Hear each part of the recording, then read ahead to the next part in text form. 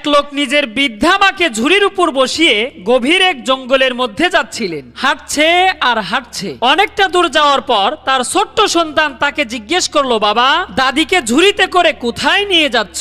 বাবা বলল, তোমার দাদিকে জঙ্গলের মধ্যে রেখে আসবো। ছেলে অবাক হয়ে বলল, বাবা, দাদিকে কেন জঙ্গলের মধ্যে রেখে আসবে? বাবা বলল, তোমার দাদি বুড়ো হয়ে গেছে, কোনো কাজ করতে পারে না, শুধু খায় আর ঘুমায়, তাই তাকে আমাদের কোনো কাজে আসে না। ছেলে অনেকটা সময় ভেবেচিন্তে বলল, বাবা, তবে দাদিকে রেখে আসার সময় ঝুড়িটা কিন্তু অবশ্যই নিয়ে আসবো। বাবা কিছুটা অবাক হয়ে জিজ্ঞেস করলো, কেন রে, ঝুড়িটা আনতে হবে কেন?